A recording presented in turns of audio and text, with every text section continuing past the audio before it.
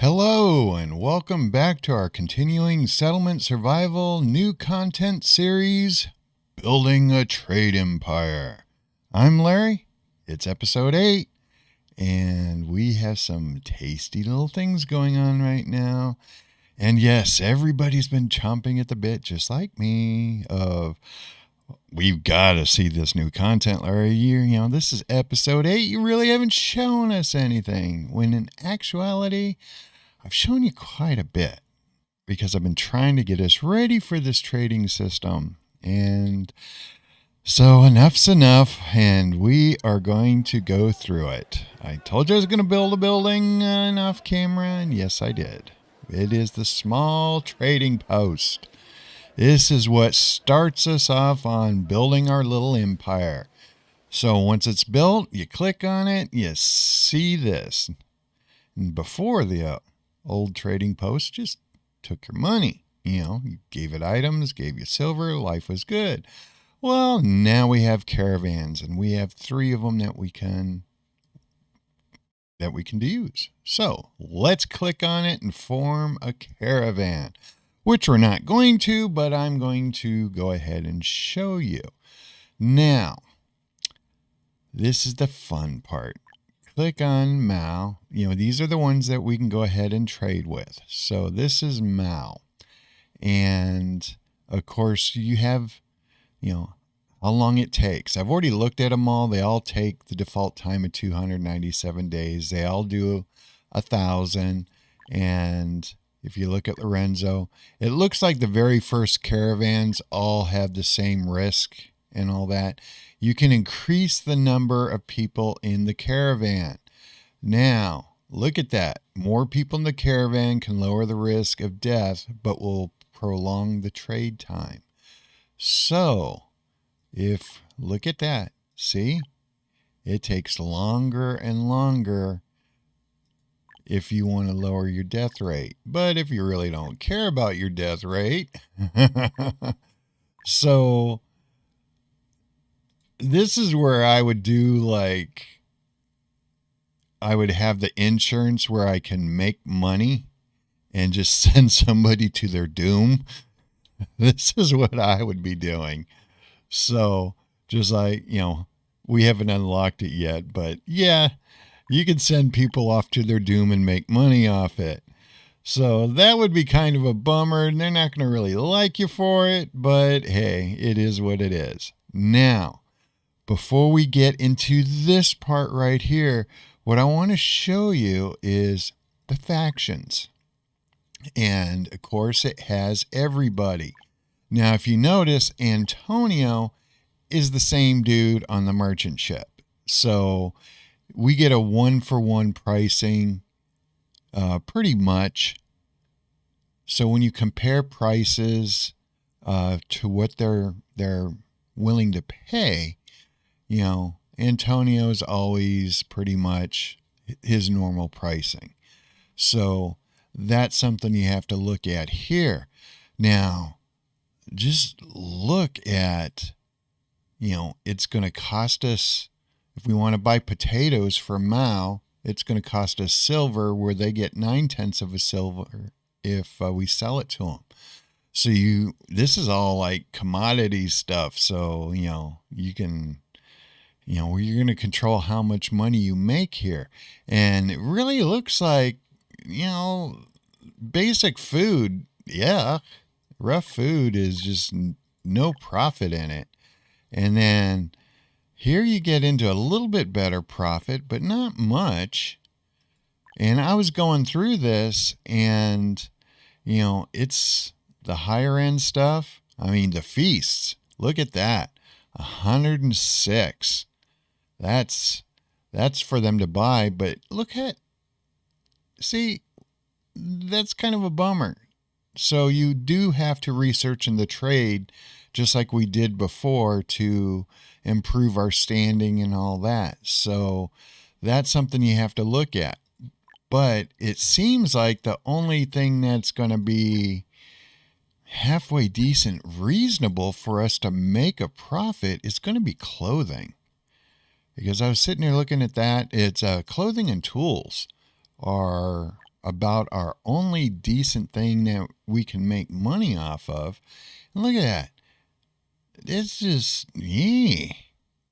So what's the least labor intensive thing to do? And it's more likely going to be tools, because you come down over here to tools and, stone tools, that's not bad. It's not great, but it's still iron tools.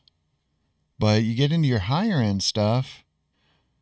And so, stone tools, if you have the quarry going, because since you're not going to be using them, that's 10 silver each. So you may want to consider, going this route, but it's going to be up to you. I mean, you do you, each their own.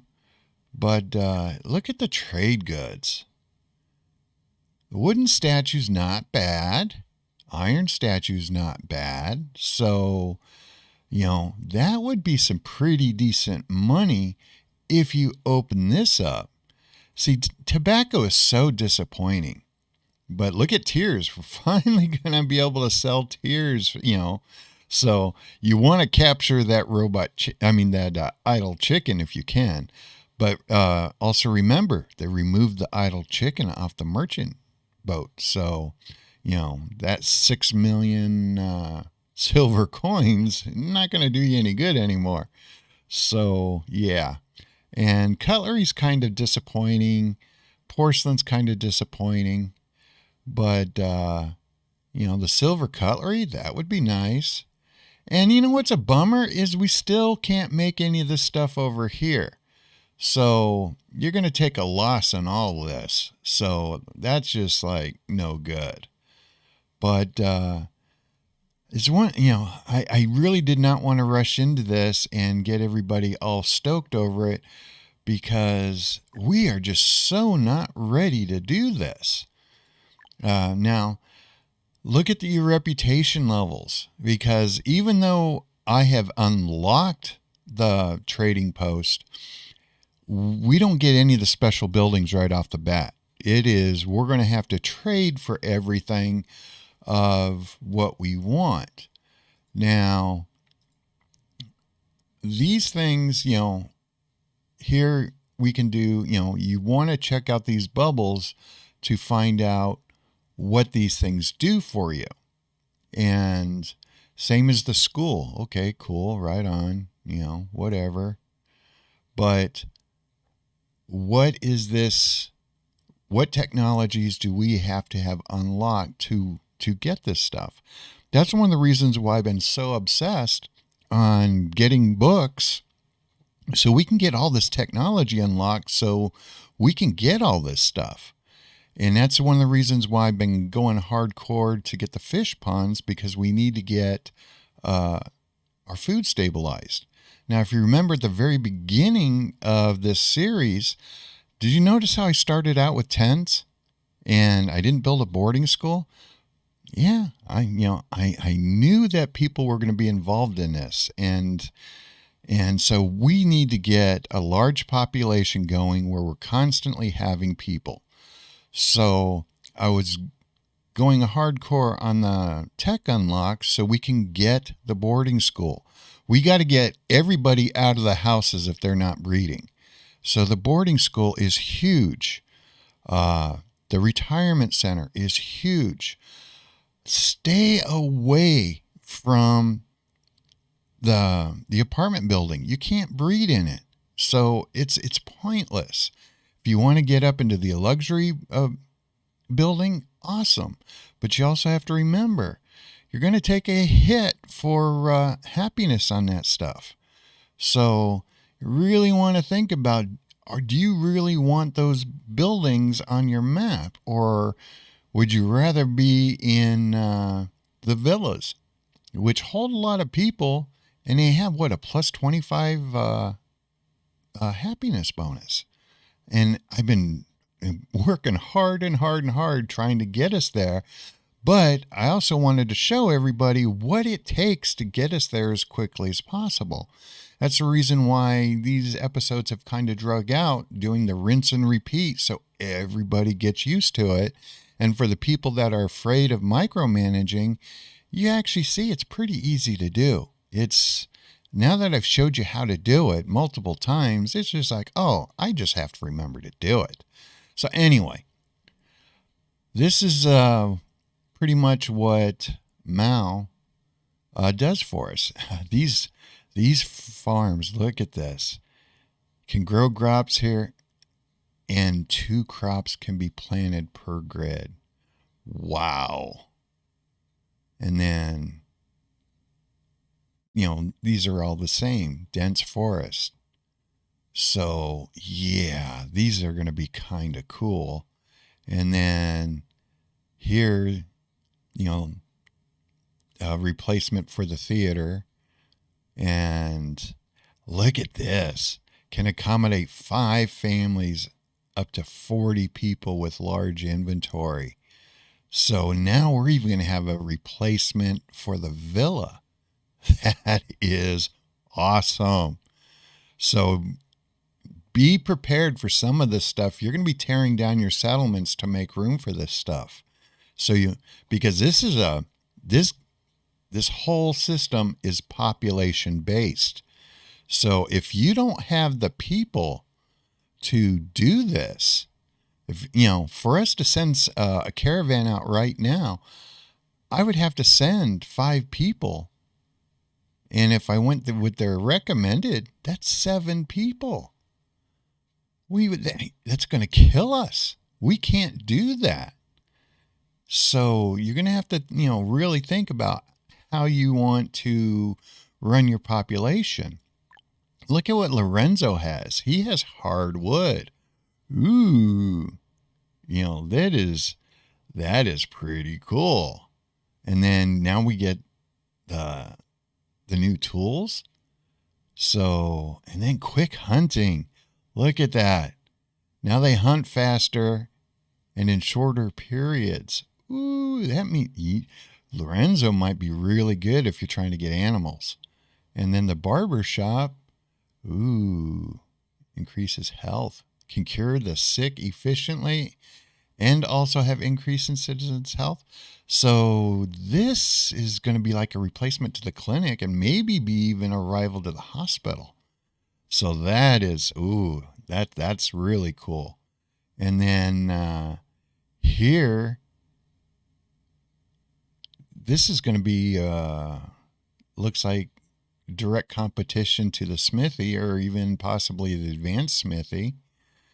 And, doubles the max capacity for raising animals.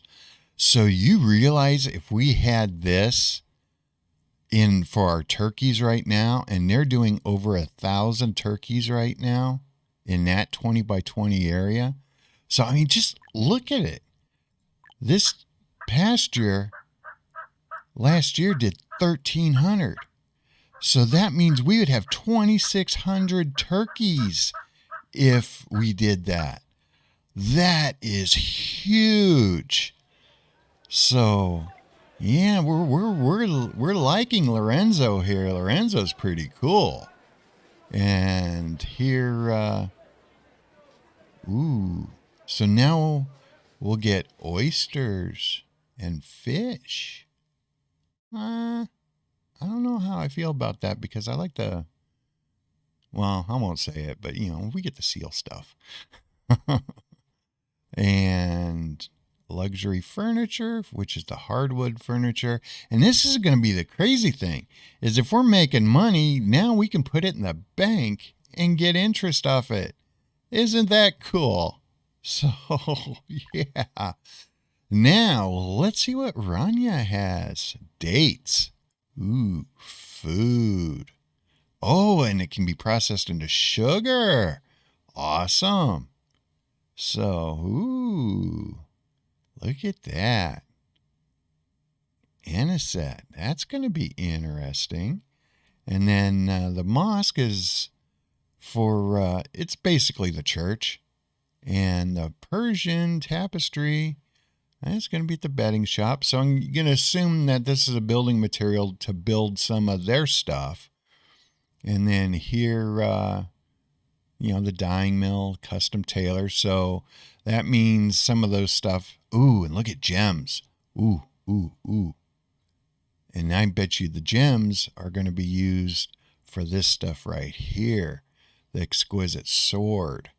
Nice. The Grand Bazaar. Oh, can own more caravans. Lower the price volatility. Okay.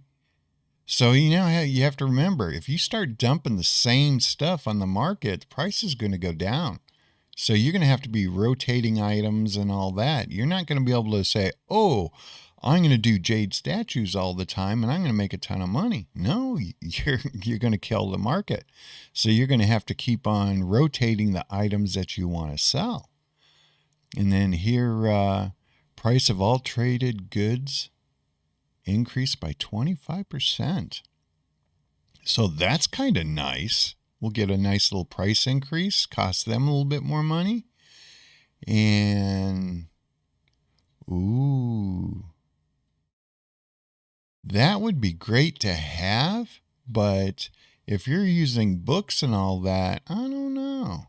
But then again, we got more stuff coming down the pike, so I can see a lot higher. And just think about it. We have a lot more tech now, so some of these points are going to get extremely expensive. I mean, outrageously expensive. So, ouch. This is going to be an expensive game. So now, let's see what Carlos has given us here. We're getting some cactus. Ooh, a little bit more food there. And then we're going to can process cactus into cactus juice, cactus cuts, or fodder. Nice. Just imagine a new way of getting fodder.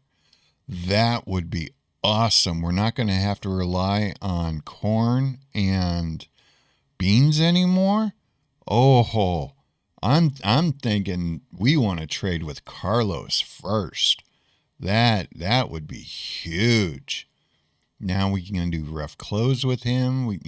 Rope. Unlock the recipe for generating tech experience using rope. Are you kidding me? Oh, yeah. That is nice. So, just imagine not having to make books. Oh, that would make life so much easier. So these points are going to get really, really expensive. Water nursery. Aha. You know what? Now it makes sense why the herbs we're not getting nearly as much for them. How much you want to bet they scaled this thing back? I lay you 10-1 that's what's going on. So it's not anything we've done wrong. It's just coming down to, hey, you don't have this stuff to improve it. So, yeah, it's going to suck wind until we get into this. Oh, that is so mean. That's just wrong. It would have been nice to know that. But hey, heads up. Now we know what the issue is. So, and then now they're giving us another mine. So you're going to have to watch out on terraforming. So, yeah, mountains are going to be even more important. And then can process, what is this? The outdoor something. But, so it's the outdoor cooking. Okay. So that's cool. And then seed trade. Oh, yeah. We definitely want to do that. So we're going to look at that in the pricing index. And then the kitchen Itza, whatever. Oh, this is our brand new cemetery. That is, Carlos, you're becoming my best friend. Oh, yeah. And then Templo Mayo. Ah, that's the Great Temple. Okay. Mineral rich. Increase the output of silver and products from gold miner cabin 100%. Ooh, that's sweet. That is nice. Now, let's go into pricing. So, let us go down to, oh, is it not unlocked? Clothing industrial or, wait a minute. Oh, if you're noticing, there's no seeds here. So we're going to have to unlock that to get into the pricing. Oh, they're sneaky. So still the only way we're going to be able to pick up seeds off the bat, if we can't find them, it's going to come down to our, is it Antonio? Because none of that stuff is here, guys. Oh, shenanigans. So, if you want to buy seeds, we're going to have to go through Antonio, but you're going to have the silver to do it. And we're going to have, let's go over into trade. We're going to have the dock unlocked in order to order seeds. And they're going to be just as expensive as they were before. And just so you know, the dock is silver only. That's why it's so cheap. If you want to continue just exchanging items from the merchant ships, that's when you have to build the ferry. So, it's reversed now. So, yeah, it's going to be interesting if we have to build 2 of these. And that's going to be interesting how the mechanics work on this. I bet you we only have to build 1, more than likely, and it just adds the function. So, but then maybe the devs turned around and said, no, you need to build them both. Because then that would make sense if you had to build them both. Because if you're going to have to do more water stuff, then having the terraforming unlocked is going to make a big difference. So, now you all know about the new content. You've seen the trading.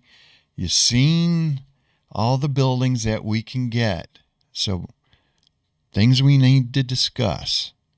I have been showing you all the basics of getting a colony or our settlement built up as fast as we can. Now, what are the key takeaways on this?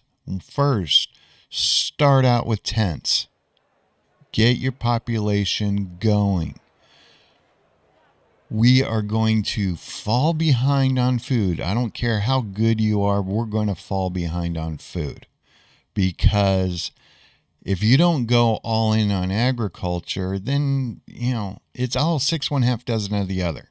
But could we be doing better right now if we had having the better, I don't even have it unlocked. The better fields. Yes.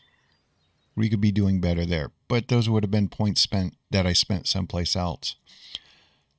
Other thing is, if you notice, yes, I'm willy-nilly right now on my housing. And I did that strictly because we have schools. And I want to get the schools packed up as quick as we can with students. because I want to grow the population as quickly as possible. Now, I did foobar on one of the texts, and for some reason, and I don't know what, I thought I had the education efficiency. That's the reason why I went so fast on paper. I thought I had already unlocked this one. That's why I was all confused of like, wait a minute, why aren't the schools using paper? This makes no sense. Did they change it? No, I had a brain fart. And I forgot to unlock this tech. So nothing wrong with the game, just something wrong with my brain. So yeah, we have to get this unlocked to get the students going as fast as we can. Now, the funny part of this is you have this, and it's just like, oh, I can't wait to get this, but it pulls them out of school, but I'm not going to close my schools because I want to keep the schools themselves open until we're cranking out books with the Advanced Research Academy. Once we get the Advanced Research Academy using books, then I will have no problems with putting up the boarding schools and getting rid of the regular schools. Now, I know people be like, hey, Larry, that doesn't sound very smart. You're reducing your amount of tech points. But if you really think about it, we need population. So by getting the kids out of the houses and into the boarding schools, one, students won't be clogging up our housing, and that frees up all the spaces so the adults can breed. So, I really want you to think about that. But what you want to do is wherever there's a building, when you build it, look at how many people it takes to get it at max capacity. And if it takes 6 people for it to be at max capacity, what you want to do is you want to get the housing as close to it as you can. If you can get the housing next door to it, that's what you want to do, because it's going to force people, bam, right into their employment. Now, when I very first started playing the game, I showed this big market packing marketplace, and it was huge, and you got the max amount of buildings in there. Totally inefficient when it came to the workers being close to, their workstation. Now when I build, if you noticed, when I put this up, I made sure I had a couple houses here because I wasn't sure how many people I was going to place in these pastures.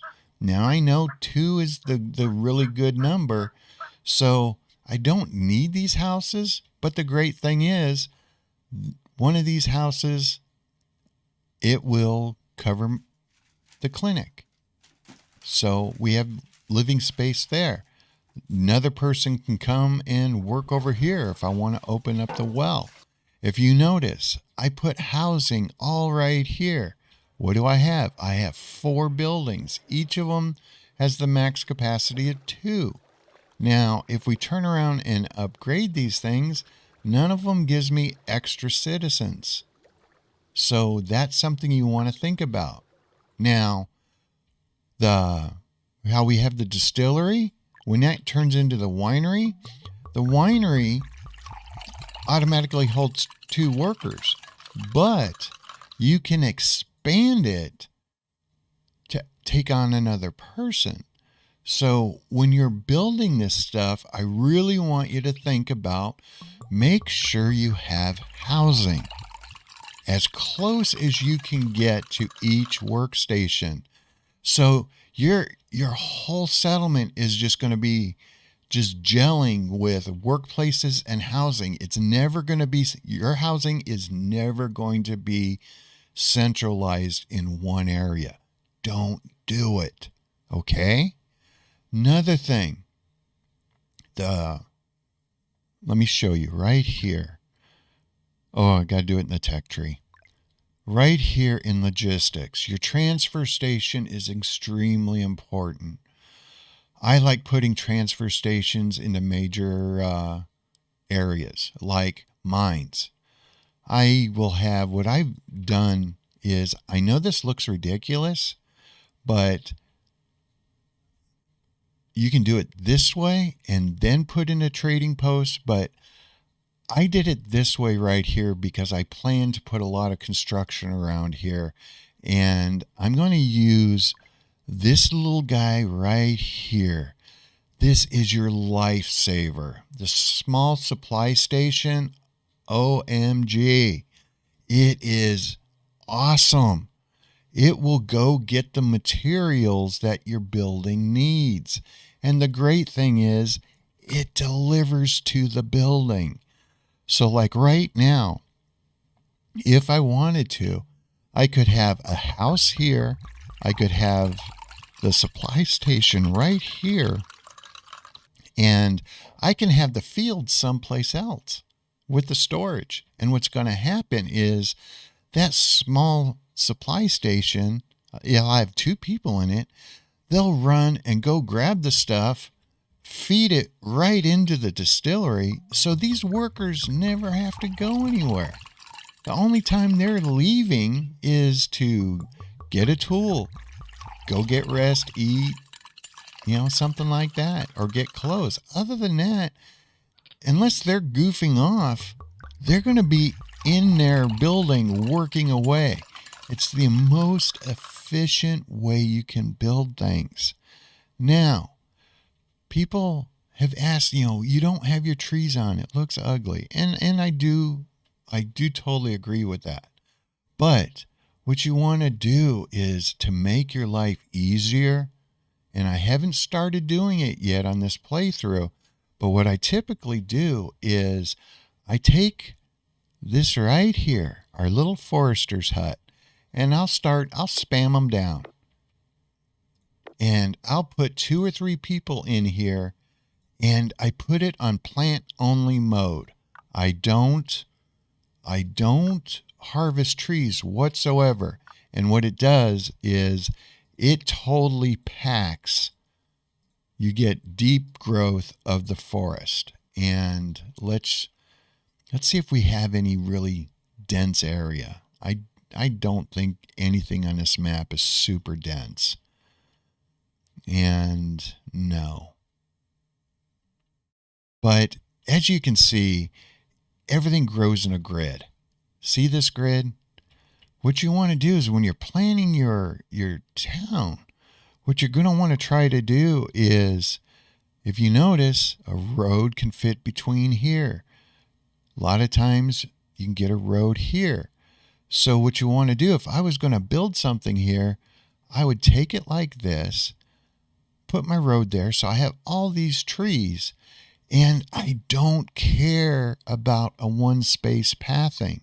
So if I wanted to say, put the church out here, what I'm going to do is I'm going to try to line it up just like this. So here, I'm going to have all these trees right here, and then I'm going to take the road and put it right here. So then I could turn around and take my clinic and, come on, clinic, right here. And if you notice, I'm going to lose a tree, unfortunately, but maybe not. You know what I'm going to do? I'm not going to put an entrance in. They can path just that one little slow space right there. But here, this is going to leave me trees. Now, I know you're going to be saying, Larry, who gives a crap about trees? Well, the sandstorm does. And the more trees you have, it slows the sandstorm down. So you have less damage. Yeah, sure, I could turn around and reinforce these buildings. But then the great thing is once you start building like this and you get all these trees going, what's one of the hardest items you can get in the game? That's your honey. because honey requires forests. So now if you're building like this and saving as many trees as possible, you can then throw down your apiary. Is it going to be running at max efficiency? No, because of the lack of trees. But at least you're still getting honey so you can make your ointments and other stuff. But you also need to make sure you ban your people from eating it. That is one of the, once I put the apiary down, I absolutely ban them from eating honey. Even if food supplies get critical and I've got meat pops running around all over the place, I will not release the honey to them because it's too much of a pain to get. And it's expensive to buy. Unless you're like making tons and tons of coin, which we could in this case, now that we have the trade system. But yeah, it's hardcore. So, and I know the video is at 35 minutes now, but I want to cover a couple of things.